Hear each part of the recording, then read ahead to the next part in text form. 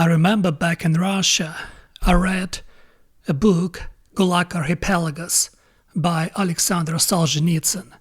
And this book made me really depressed, especially when you live in Russia and read about what Soviet Union did to Russian people, how it destroyed the best, how it tortured the best. And I remember I met a guy back in Russia who was a huge fan of Stalin. And I tried to argue with him.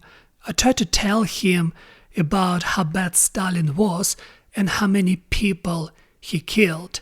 And on each of my argument, this guy was saying that it's all lies. It's all untrue. And when I told him about this book, Gulag Archipelago, he said to me that Solzhenitsyn lied. It's never happened and he was just envious. And Stalin was great because he could rule the Russia like Russia should be ruled. And I felt hopelessness because I couldn't understand. How can you be so blind? And then I was thinking about this book and the atrocities that was committed against people.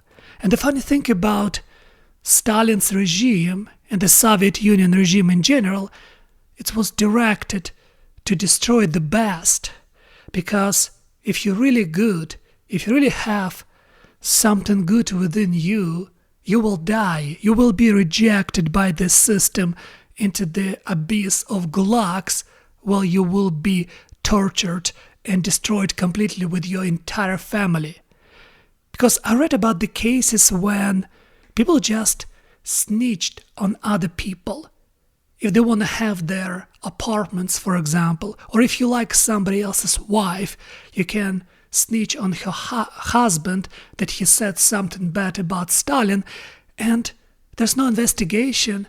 In the middle of the night, a car would show up with several people, and they would take her husband away from her in the middle of the night, and she would never see him again. And you can tell her, if you don't want to be with me, I will report you as well.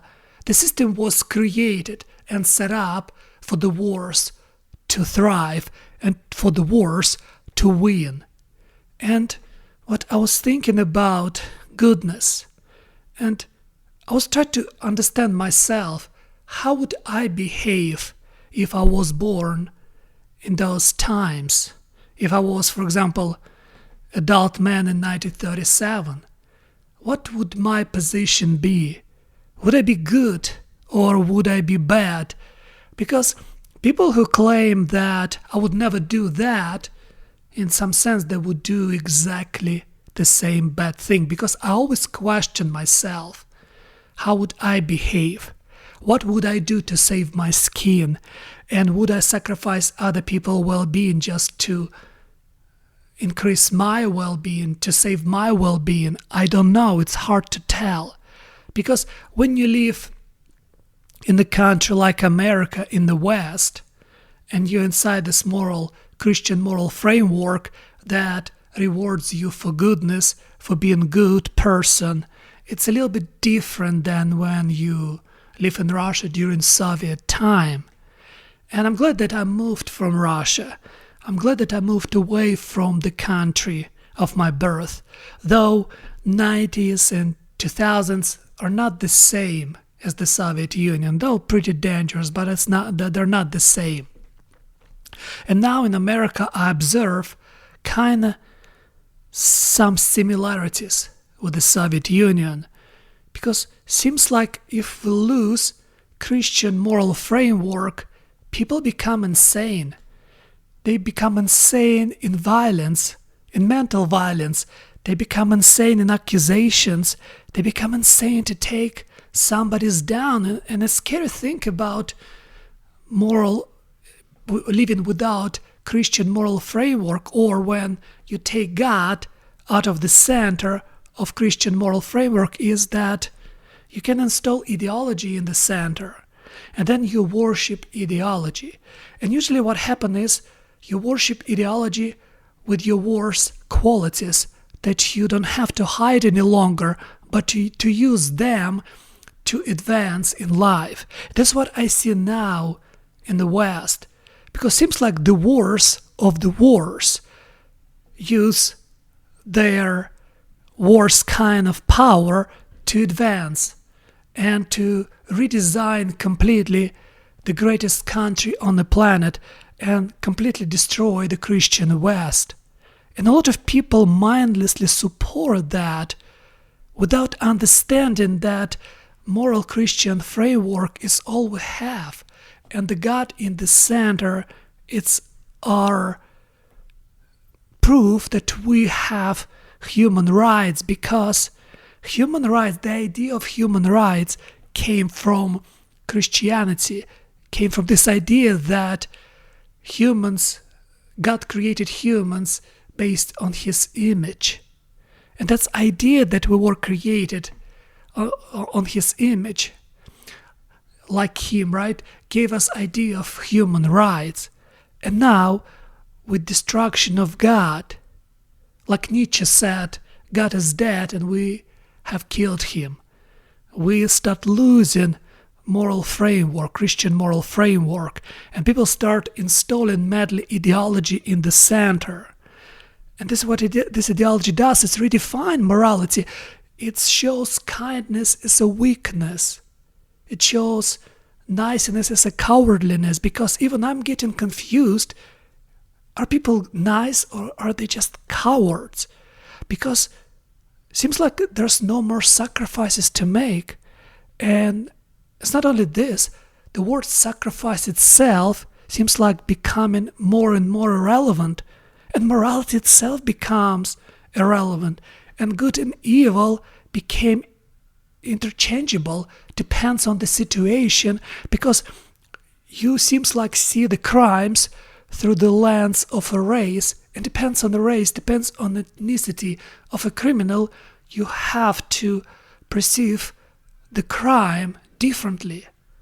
And it doesn't matter, like the crime change, but the victims are still the same. And victims got destroyed not only by criminals, but then by this idea that they have to be very careful in accusation of their criminals, because it all depends on this criminal's skin color. It's such a drastic confusion, and seems like America and the West in general is not ready for that, and we never are, because when we live comfortable life, it's really hard to it's really hard to sacrifice this comfort, this good living for something that might and might not happen in the future. I was thinking about the Soviet Union and how people survive. For example, Stalin repressions in 1937, and they just live one day at a time, because people think that dictatorships comes from Stalin or Hitler. No, all of us build dictatorship. All of us responsible for insanity of our civilization. Because every time when you stay silent, when you see injustice, you contribute to this injustice, and you build this dictatorship that eventually would imprison you completely.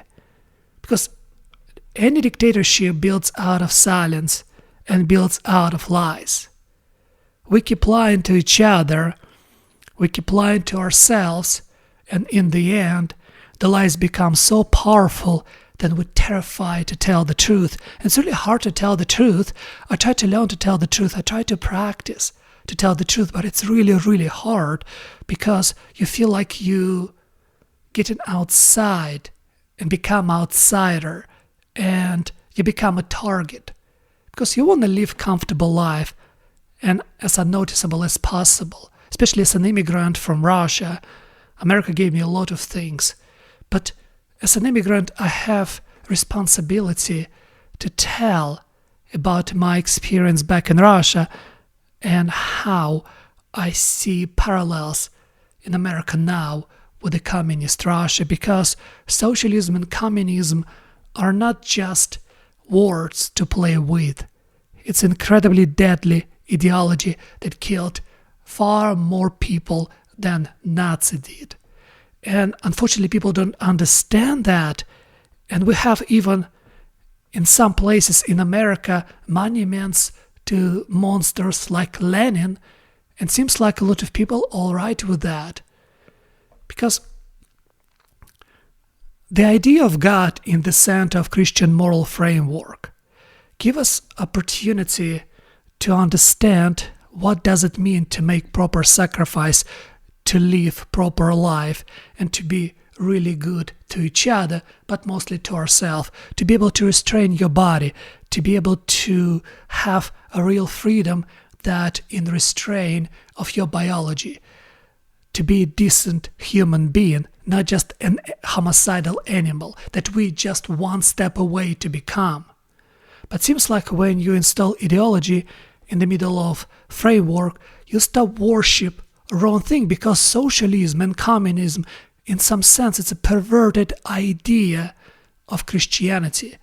Because if in one sense Christianity asks people to help those who's in need, ask to love your neighbor, ask to be nice and good to people and tell the truth, while socialism and communism, they demand through violence to redistribute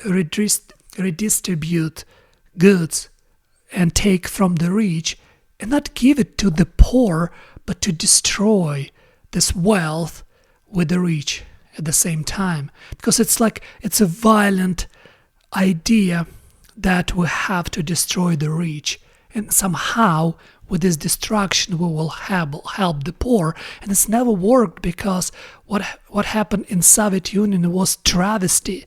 The same in China. It was horrible what happened, how many people died over this sound good ideas. For some reason the idea of equality is incredibly genocidal idea, and we're still playing with this idea, because Christianity teaches us to be patient with ourselves and with other people, and to help the one who in need. But it's asking, it's not demanding, it's not forcing you, it's not taking away your money and to give it to the poor. It advises you. While communism itself is just dictatorship that enforce their violence upon the most productive and successful one. And what communism does is to create equality in misery, equality in death, and equality in poverty. While Christianity, in my opinion, what it does, it helps us to understand that human nature is fallible, that I have no idea how would I behave in horrible circumstances, how much human I would preserve within myself when I need to survive or when I need to sacrifice myself, because I don't know until I find myself in this situation. And when I read books by Solzhenitsyn like Gulag Archipelago, I see how much atrocities were committed, and how many people define those atrocities, how many people refuse to say lies and keep saying the truth.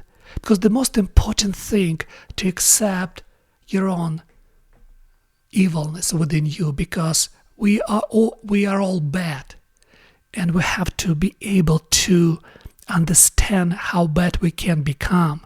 Because the problem with the idea of socialism, with this progressive left, is they live in denial of their own human nature, and they believe that they're not evil, and if they have to do evil, it's justifiable because they redefine moral idea around their ideology and use this moral idea to propagate bad things upon people they dehumanize. Once you dehumanize someone, you can do pretty much everything to this group of people.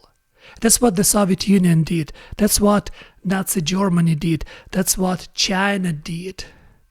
The problem is it's really easy when you're obsessed with something to become evil. And not only evil, you become blind to yourself and to the evilness within yourself you propagate upon other people. That's what Christianity warned us against. Because we have to take a look at ourselves first. Because if you don't see evilness within your heart and see evilness only with other people, you probably will be the problem.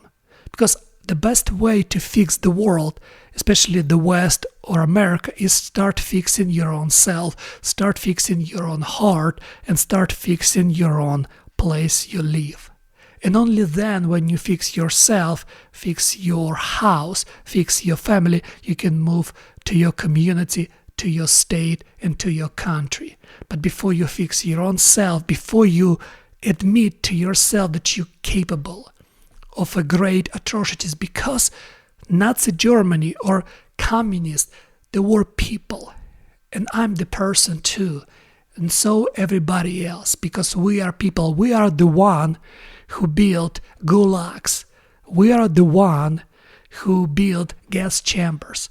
We are the one who tortured people, but also we are the one who died in gulags. We are the one who walked into gas chambers with the prayers on our lips, and we are the one who've been tortured. We are. And my point is that we're not good and we're not bad. We live within the struggle constantly between good and bad, and I think that's what Christianity helps us to understand and helps us to accept our badness and give us guidance how to fight this badness within ourselves. And only when we defeat this badness within ourselves, we can redefine the world and make out of the world a better place by making ourselves better.